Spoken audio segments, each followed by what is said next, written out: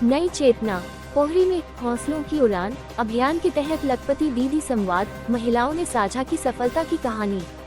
पोहरी में नई चेतना के अंतर्गत हौसलों की उड़ान अभियान दिनांक 13 जनवरी से 15 जनवरी तक मनाया जा रहा है। इसी क्रम में आज आजीविका मिशन पोहरी के सामुदायिक प्रशिक्षण केंद्र में लखपति दीदी संवाद कार्यक्रम का आयोजन किया गया।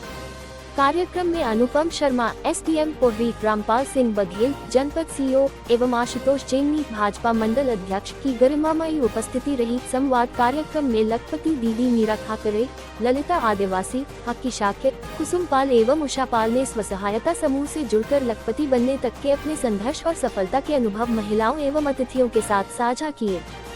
साथ ही लखपति सीआरपी एवं विभिन्न विषयों की सीआरपी महिलाओं ने बताया कि वे किस प्रकार समूह की दीदियों को आत्मनिर्भर और लखपति बनाने में सहयोग करती है। कार्यक्रम के दौरान महिलाओं के स्वास्थ्य, पोषण और जेंडर समानता जैसे महत्वपूर्ण विषयों पर खुली चर्चा हुई। इस अवसर पर उपस्थित महिलाओं ने लखपति दीदी बनने की शपथ भी ली।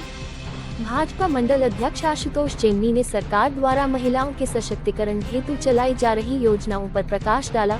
वहीं एसडीएम अनुपम शर्मा ने महिलाओं को विभिन्न शासकीय योजनाओं का लाभ लेने, स्वस्थ रहने एवं स्वच्छता अपनाने के लिए प्रेरित किया। कार्यक्रम का संचालन आजीविका मिशन पोहरी विकासखंड प्रबंधक अभिषेक सक्सेना द्वारा किया गया। इस अवसर पर आजीविका मिशन पोहरी की टीम से गगन पवार, राजेंद्र सिंह गुर्जर, सुशांत श्रीवास्तव, गणेश वर्मा सहित बड़ी संख्या में स्वसहायता समूह की दीदियां उपस्थित रही। एस शिवपुरी, संकेत न्यूज से शैलेंद्र धाकड़। होता है, मुझे नहीं कहना चाहिए जातियों पे, तो क्षेत्रीय पार्टियों के उसमें अपन चले जाते हैं। 60 साल की पार्टियां और उन्होंने राज किया यहाँ पे। तो देखिए, आप किसी की दिशा और दशा बदलने के लिए कोई रोजगार मूलक योजना या व्यक्ति से जुड़ी हुई कोई योजना के बारे में, किसी के लिए किसी हितकारी योजना के बारे में बताया क्या? लोगों ने मजाक उड़ाया क्या? गरीब आदमी कभी कल्पना कर सकता था क्या मैं बैंक में जाके खाता खुलवाऊंगा? बताइए आप, मैं आपसे पूछना चाहता हूँ इस चीज के बारे में। तो ये कल्पना सोचते थे लोग। मैं ये कह रहा हूँ, हम जैसे लोग भी कहीं वैसे थे। घर में जैसे 5 व्यक्ति हैं तो 2 ही है। एक व्यक्ति का, पापा जी का, मेरे का खाता था, हमारा अकाउंट नहीं था। तो अपन लोग जैसे बेरोजगार है तो मेरा भी नहीं था। तो बेचारे आप लोग तो सोचने के समूह में जुड़े थे। तो पहली बार जब हमने काम किया तो सर बोले तुम्हारा पैसा कहाँ आएगा, खाते में देंगे, नगद नहीं देंगे। तो सर को बोला सर आप चलो, मैं तो डर मैं कोई बता रहा हूँ ना। तो ये किसने किया?